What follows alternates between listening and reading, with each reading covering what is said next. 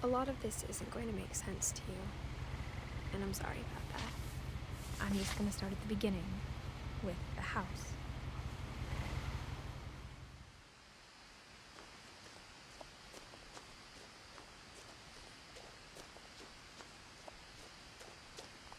I lived here until I was 11, but I wasn't allowed inside half the rooms.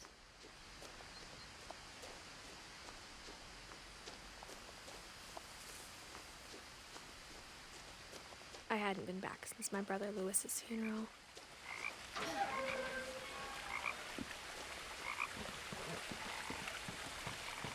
In her will, my mother left me a key, but didn't tell me what it unlocked. Maybe she thought I'd know, or she thought that the mystery would be enough to bring me back.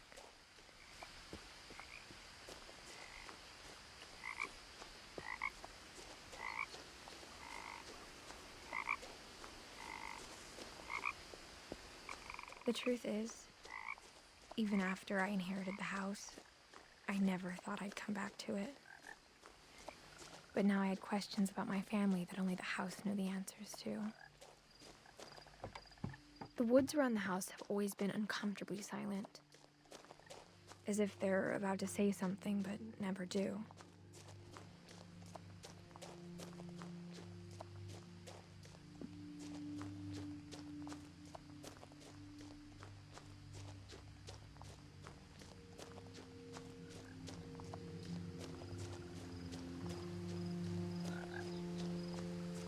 The house was exactly like I remembered it, the way I'd been dreaming about it.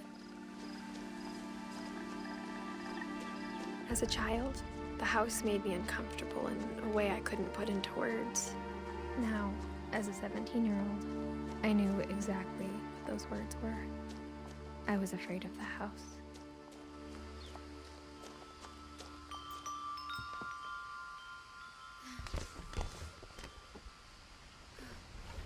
Crawling through the doggy door used to be a lot easier when I was 11.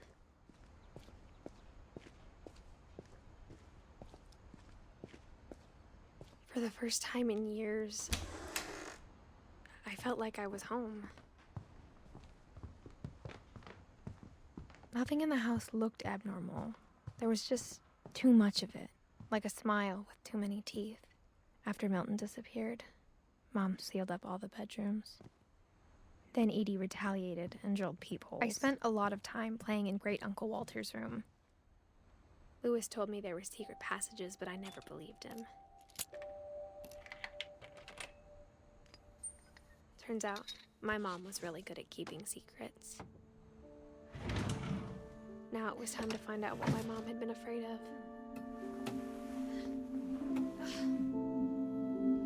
Reading this, maybe it sounds like I had a plan, but I had no idea what was behind that door. Just like I had no idea where all this was gonna lead.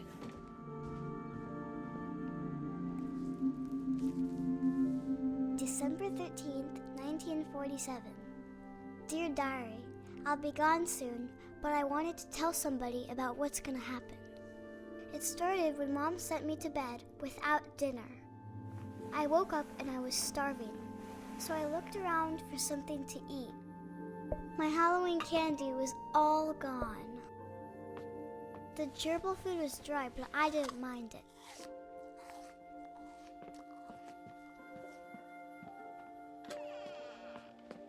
I kept eating and eating.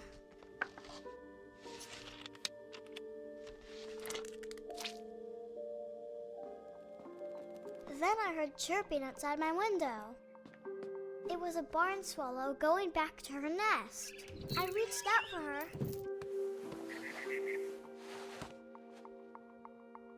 And suddenly,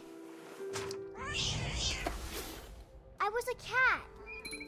I tried to be quiet, but the bird was really scared.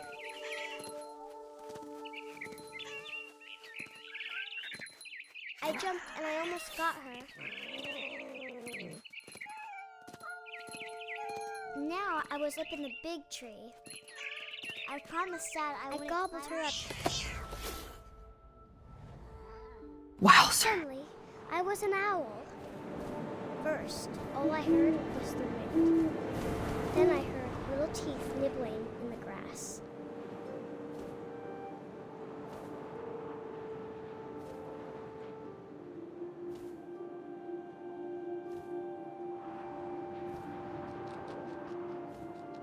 Rabbits.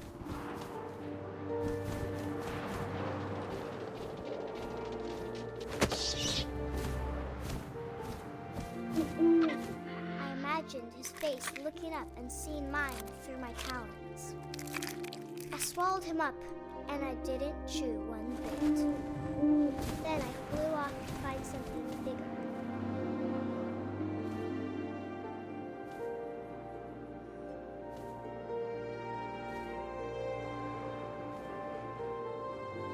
A mama rabbit.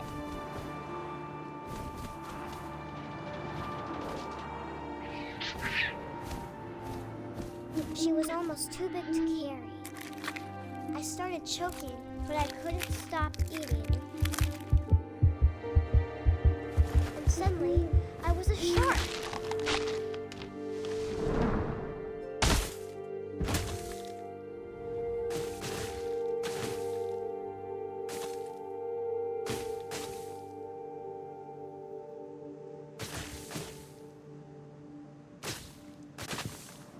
I rolled off the cliff and into the ocean.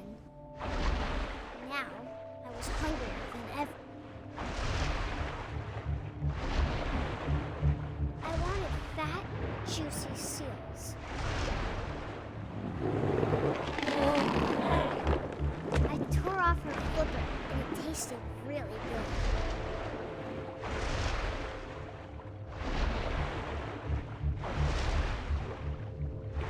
Grabbed on tight. But I was so Wowzer. angry, I jumped out of the water. When I opened my eyes, everything had changed. Now I was a monster, and I smelled people everywhere.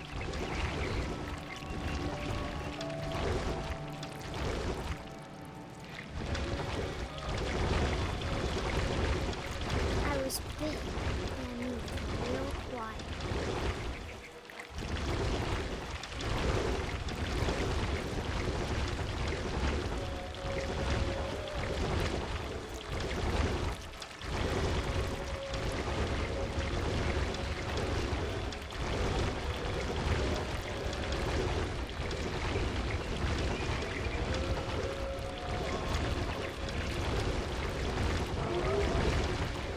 After the last passenger, I was still hungry. And across the water, I smelled something new. Something I had to have, so I swam towards it. I slithered onto the sand, and the good smell went into an old pipe.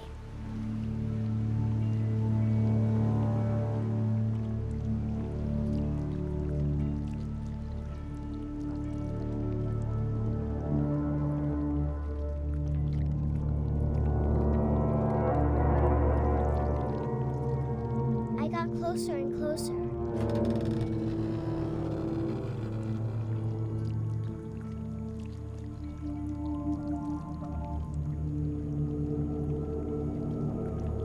All my stomach started growling,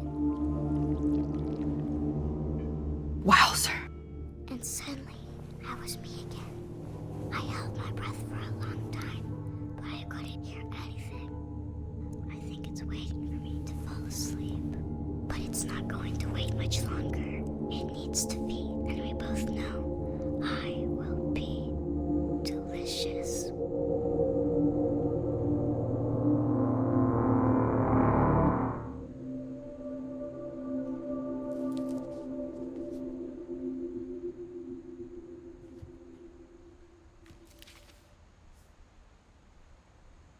I'm not sure if Wowzer. I believed all of that, but I'm sure Edie would have.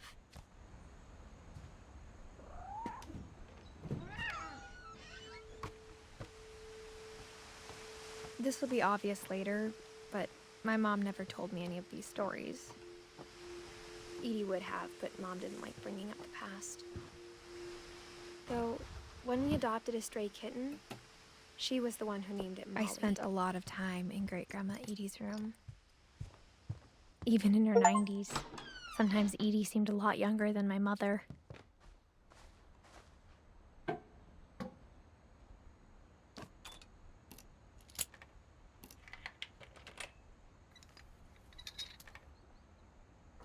There's a secret in this bathroom.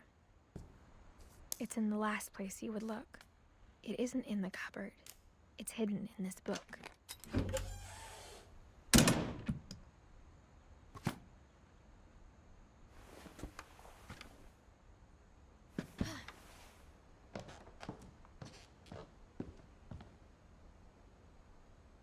From the paintings on the wall, it was clear my brother Milton had been here before me.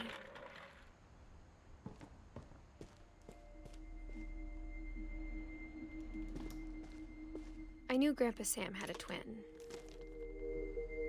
and that he never talked about him.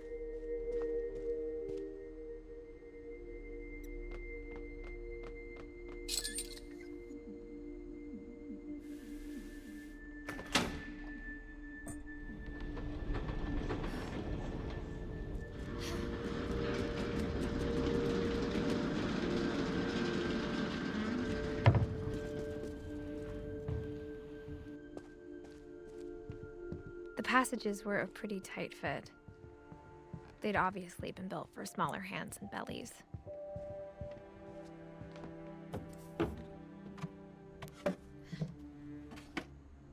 Growing up, I always thought of Barbara as a child star. Of all the stories people wrote about Barbara's death, I'm surprised Edie saved this one.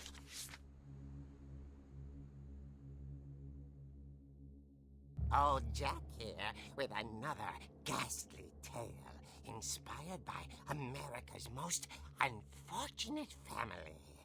I'm calling it The Surprise Ending of Barbara Finch. As a child star, Barbara was famous for her scream. Now at 16, she was all washed up. A has-been. But in a lucky break, she'd been asked to perform her signature scream at a local convention for monster movie fans. It was just the boost her career needed.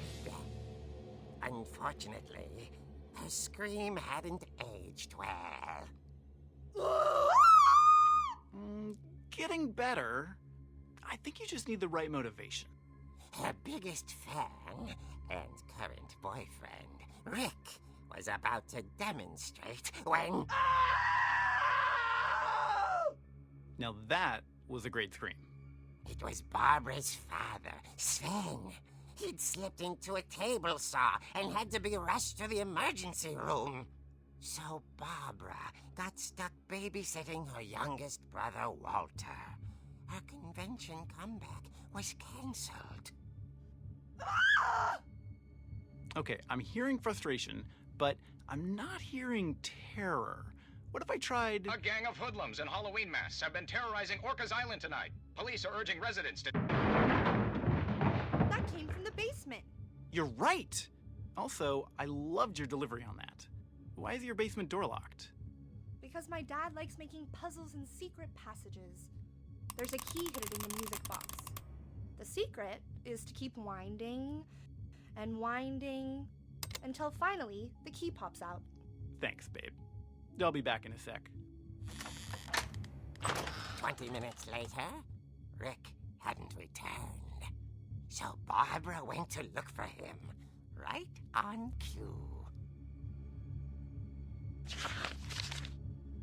She reached for the music box, and as she wound the key, she listened for Rick, but the house was silent.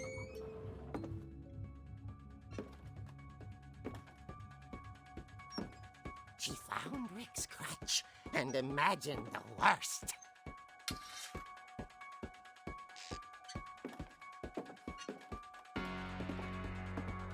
The gang's leader is the infamous Hookman killer, Dr. Carl Hamill, who impaled and then ate his family 10 years ago Finch tonight. rattled and grew still. Oh dear! Oh! Rick? Barb, relax. I I was just trying to scare you to help you find your scream. Well, I'm not scared, Rick. I'm furious. Then act furious. All I'm getting from you now is that you're hurt and confused and She threw him out, but she kept a little something to remember him by. Barb, have you seen my other crutch? And she was still holding it when she fell asleep watching the late picture show. Hours later... Barbara! Walter, what's going on up there? Ah! Okay, I'm coming up, but if this is a trick, you're dead, Walter.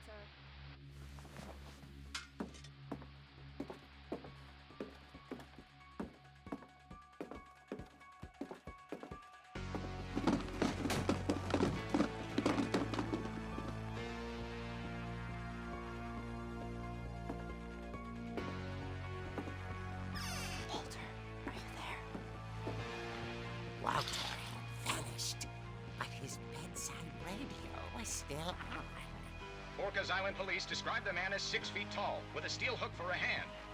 Residents are urged to lock all doors and windows and notify the police of any suspicious activity. Barbara turned, saw the hook man, and was speechless. He was quite smashing.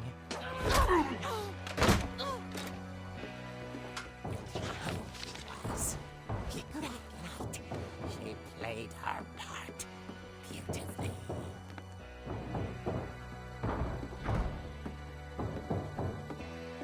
Molly's door hadn't been opened in years. The hinges groaned.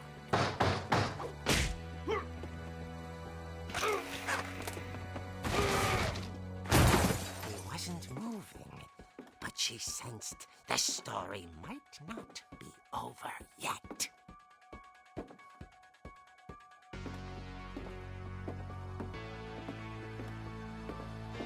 hookman had vanished. She listened for his breathing, but all she heard was... At the door, she heard whispering. It was coming from inside the house.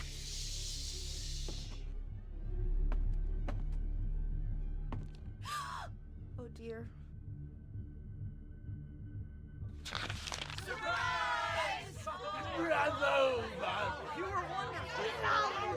The monsters had come to surprise her.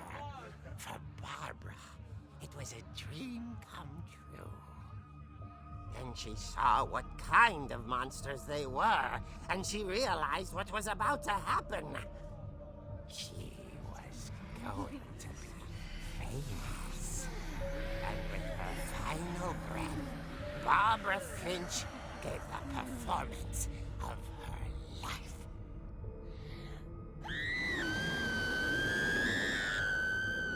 I wasn't there myself, but I hear Barbara was magnificent. Poor girl. She had a taste for stardom. But unfortunately, so did her fans. Of course, the police blamed it all on poor Rick, who disappeared the same night. And little Walter? Hiding under his bed the whole time. He took it all pretty hard, but that's another story. As for Barbara, tucked inside the music box was all they ever found of her. Her ear. Now that's what I call a real eerie tale.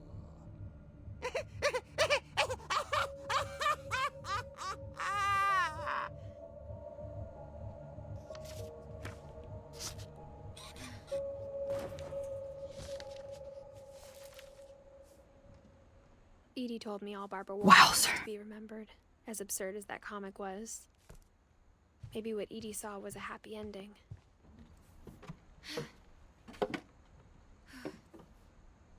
I guess now I know why Mom didn't like me playing with the music box.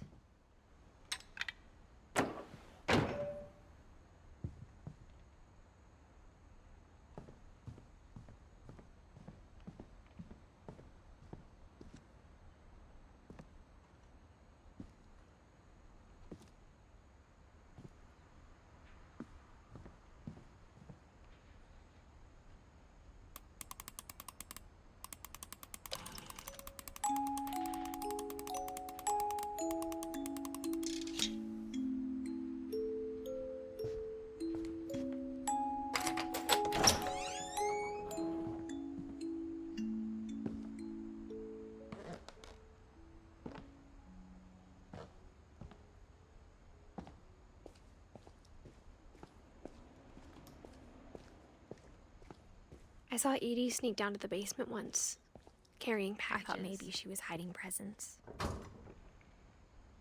It turned out she was hiding a lot more than that.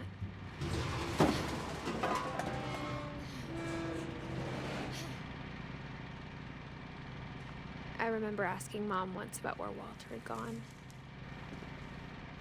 She said after Barbara died, he got as far away as he could. If there's a pattern in all these stories, I think it's that none of us has gotten very far.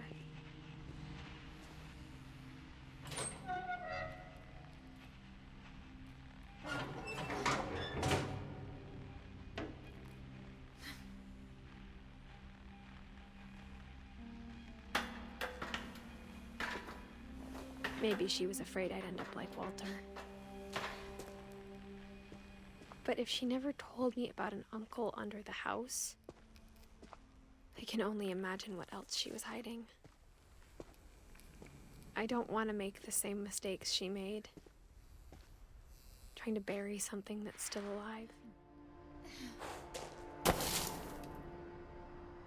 Now that there's only one of us left, or maybe two, I thought it was time I heard the stories for myself and found out what happened to everyone else. But now I'm worried the stories themselves might be the problem. Maybe we believed so much in a family curse, we made it real.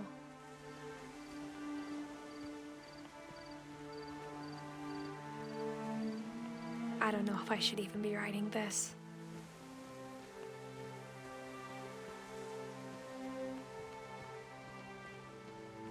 Maybe it'd be better if all this just died with me.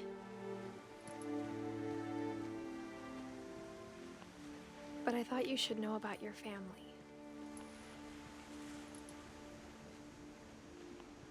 And the history you're a part of.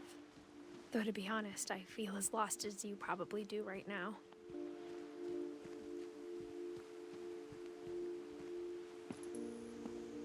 I think the people in these stories believed them. For what that's worth.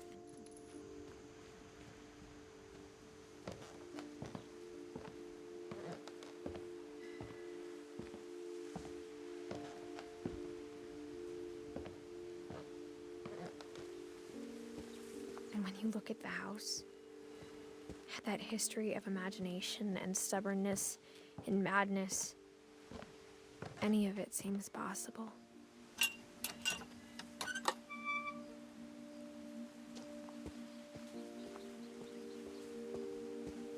I think we've been surrounded by death for so long, we've just gotten used to it. What kind of family finishes building a cemetery before starting the house?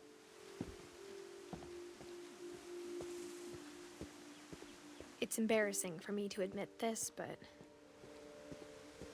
the pet cemetery made me more uncomfortable than the human one. 3 of the gerbils are mine, and 2 had been my fault. Sven built the house, but it was Edie who designed the cemetery. I'm sure Odin's monument had been Edie's idea. My mom was always trying to move on, but for Edie, the past never went away.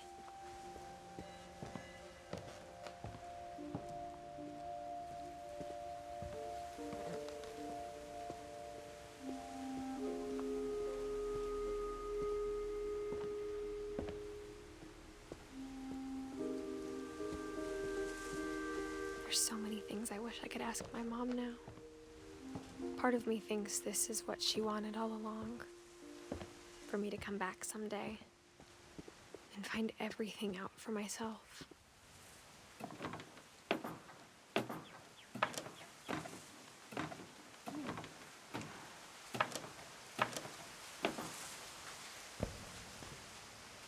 But looking back on it now, if she told me there was going to be so much climbing, I never would have come when I was 22 weeks pregnant.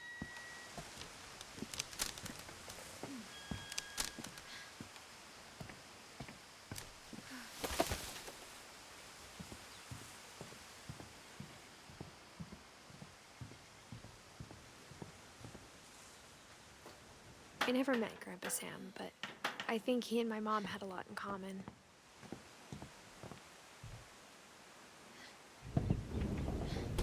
They were both pretty intense.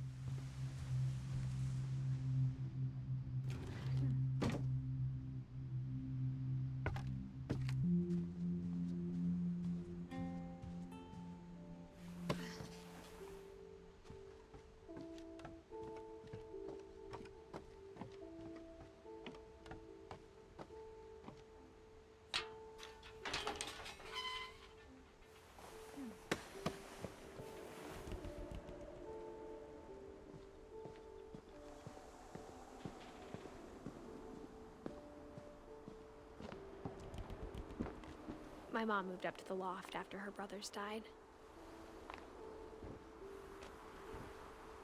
At the time, it was as far away as she could get.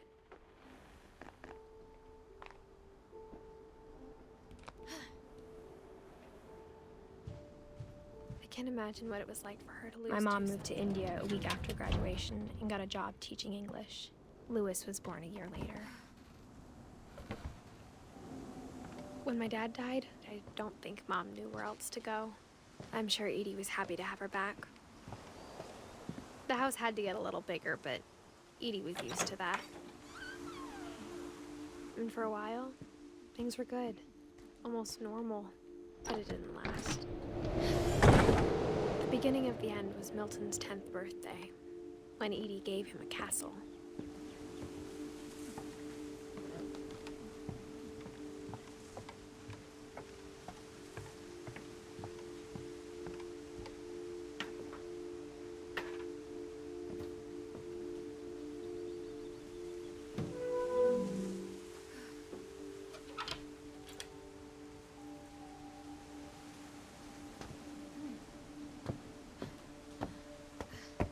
Louis's room smelled very, very familiar.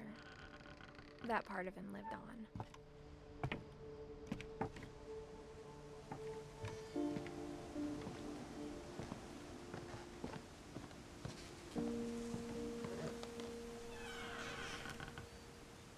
I wish we'd stayed.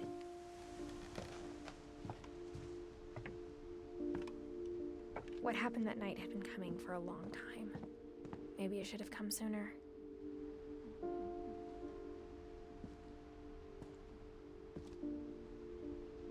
But it had to end one way or another. All that's left now is to tell you about that last night. Wowzer.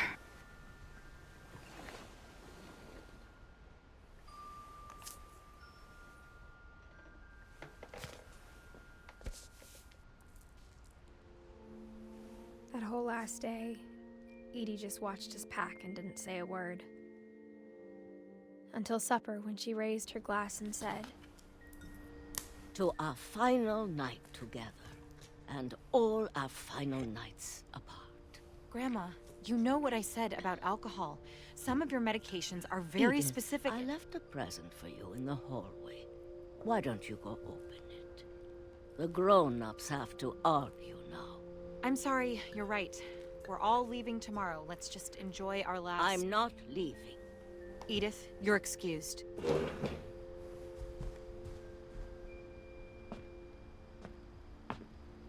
The power had been shut off that morning, but Edie always had plenty of candles. When my mom sealed the library, I don't think she knew about the other entrance, or that Edie had a key to it.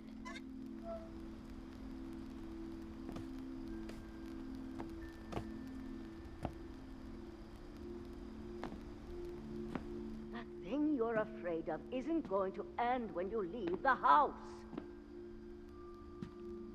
Edith has a right to know these stories. My children are dead because of your stories. I think it's best if Edith and I leave tonight. We'll have the nursing home send a van for you in the morning. Okay? Dear Edith, there's so many stories I wish I could tell you, but there's only time for one. This is about what happened on the night you were born. That night, the tide went way, it was the first and last time I ever saw the old house aground. There'd been an earthquake out in the middle of the ocean. They called it the lowest tide in 1,000 years. God, it smelled awful. You know, I've seen that house every day of my life. But I never thought I'd go back to it. When the fog rolled in, I lost my way.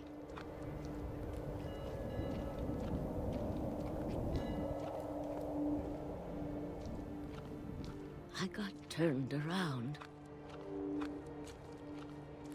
I started seeing things I'd forgotten had ever existed.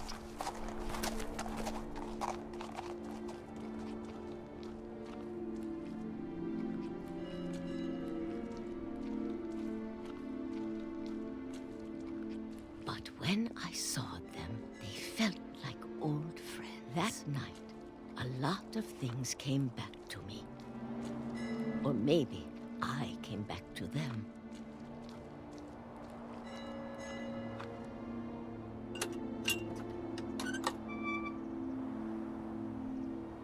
Things I can't explain, but that I need you to try and... Edith, what are you doing in here? It's mine. Edith! Mom, you're gonna rip it! Let go! I kicked and screamed, but Mom dragged me to the car. I never saw Great-Grandma Edie again.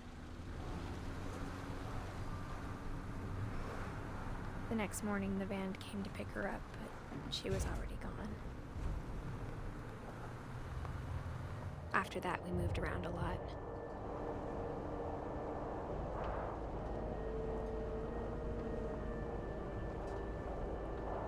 We both tried to make the best of it.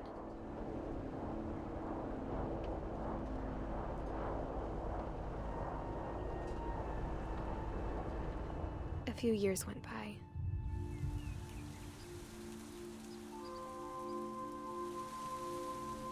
My mom didn't like to talk about it, but she started getting sick a lot. She got better for a while, and then she didn't. And then I was alone.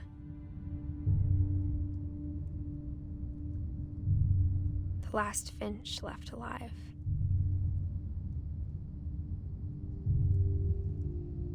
Until I found out about you. I'm still not sure what to tell you about all this. If we lived forever, maybe we'd have time to understand things. But as it is, I think the best we can do is try to open our eyes. And appreciate how strange and brief all of this is. This journal was supposed to be for you. But now I hope you'll never see it. I just want to meet you and tell you all these stories myself. But I guess if you're reading this now, things didn't work out that way.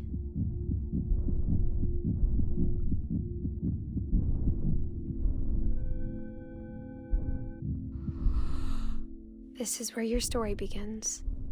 I'm sorry I won't be there to see it. It's a lot to ask, but I don't want you to be sad that I'm gone. I want you to be amazed that any of us ever had a chance to be here at all. Good luck.